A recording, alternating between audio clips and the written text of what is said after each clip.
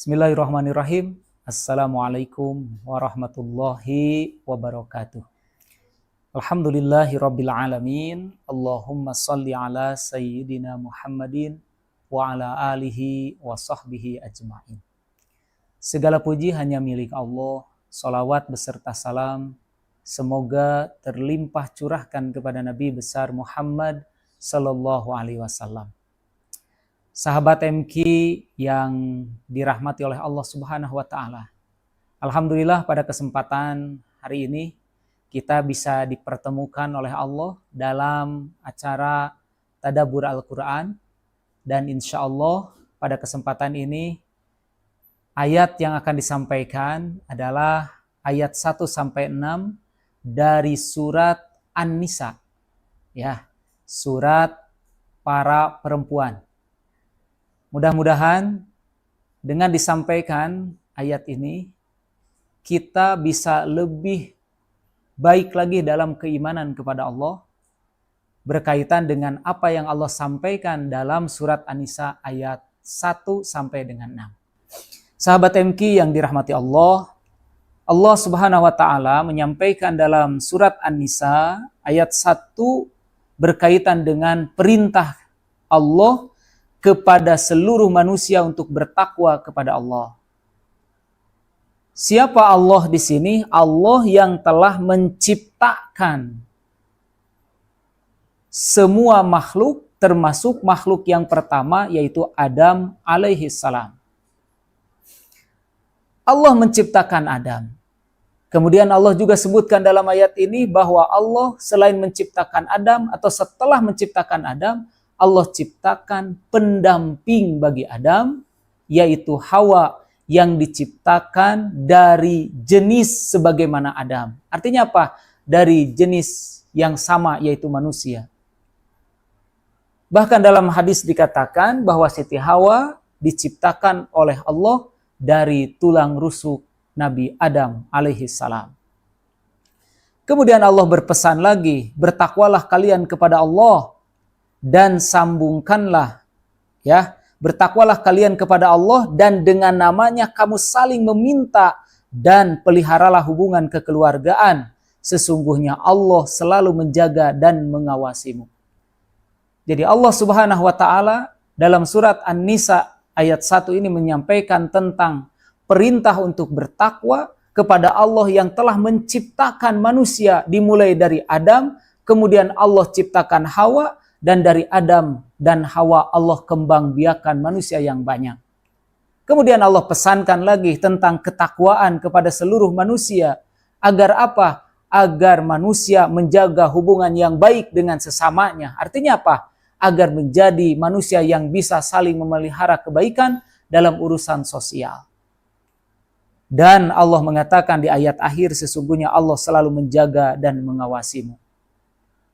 Kemudian sahabat MQ yang dirahmati Allah, dalam ayat kedua surat An-Nisa, kemudian Allah mengatakan tentang pentingnya kita untuk menjaga anak-anak yatim. Ya, anak-anak yatim. Dalam urusan apa? Terutama dalam urusan harta yang diwariskan oleh orang tua mereka kepada mereka. Dalam hal ini yaitu anak-anak yatim, agar kita yang menjadi wakil atau wali menjaga kepemilikan dari anak-anak ini. Dan ketika anak-anak ini sudah dewasa, artinya apa? Sudah bisa mengurus harta itu sendiri, maka kewajiban kita apa? Segera serahkan harta itu kepada mereka agar mereka mengelolanya. Ya, agar mereka bisa belajar untuk mengelolanya. Maka hati-hati, jangan sampai kata Allah kalian menukar yang baik dengan yang buruk. Artinya apa? Harta anak yatim jangan sampai oleh kita ditukar. Kepemilikan yang buruk milik kita diberikan kepada mereka, sedangkan yang baik milik mereka diambil oleh kita. Maka itu termasuk ke dalam dosa yang sangat besar. Kemudian sahabat MQ yang dirahmati Allah, dalam ayat ketiganya Allah kemudian menyampaikan tentang apa?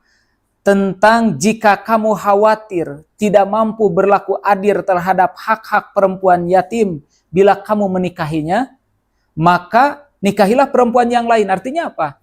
Ketika kita merasa tidak akan bisa memelihara dengan baik anak yatim itu setelah kita nikahi, maka kita boleh menikahi wanita lain yang menurut kita lebih baik dari mereka.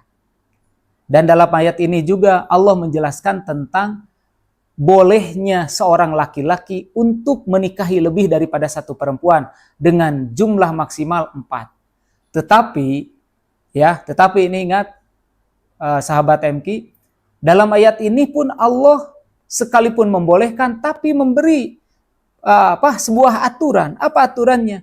Ketika kita mampu berlaku adil. Kalau tidak mampu berlaku adil, maka Allah tekankan cukup satu saja. Ya. Nah, kemudian dalam ayat 4 Allah pun menyampaikan tentang seorang laki-laki wajib memberikan mahar kepada perempuan yang dinikahinya. Ya. Dengan apa? Dengan penuh keikhlasan, dengan penuh kerelaan. Besar ikhlas itu jauh lebih baik, ya. Jangan sampai mikir kecil yang penting ikhlas. Kalau mas kawin itu yang terbaik sebagai bukti penghargaan dan penghormatan kita kepada perempuan yang kita cintai. Sahabat MQ sekalian, kemudian dalam ayat kelima Allah berfirman, dan janganlah kamu serahkan kepada orang yang belum sempurna akalnya harta mereka yang ada dalam kekuasaan kamu yang dijadikan Allah sebagai pokok kehidupan. Berilah mereka belanja dan pakaian dari hasil harta itu, dan ucapkanlah kepada mereka perkataan yang baik. Dan yang terakhir di ayat 6 Allah mengatakan, dan ujilah anak-anak yatim itu sampai mereka cukup umur untuk menikah. Kemudian jika menurut pendapatmu mereka telah cerdas, pandai memelihara harta, maka serahkanlah kepada mereka hartanya, dan janganlah kamu memakannya harta anak yatim melebihi batas kepatutan pada mereka, ya, sebelum mereka dewasa. Barang siapa di antara pemelihara itu mampu, maka hendaklah dia menahan diri dari memakan harta anak yatim itu. Dan barang siapa miskin, ya, dan barang siapa miskin, maka bolehlah dia makan harta itu menurut cara yang patut. Kemudian apabila kamu menyerahkan harta itu kepada mereka, maka hendaklah kamu adakan sanksi-sanksi, dan cukuplah Allah sebagai pengawas.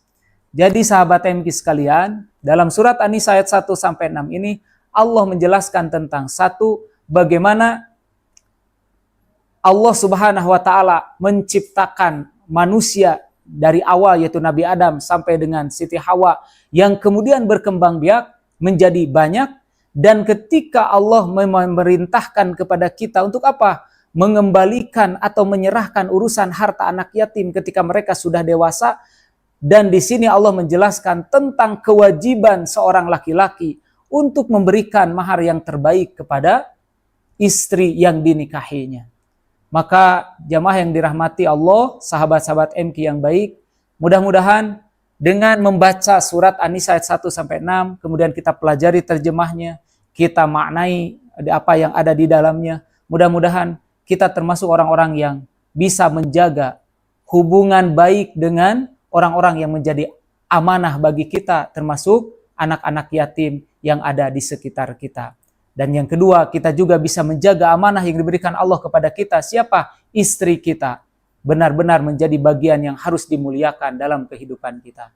Mudah-mudahan ada manfaatnya. Mohon maaf bila ada kata yang kurang berkenan. Assalamualaikum warahmatullahi wabarakatuh.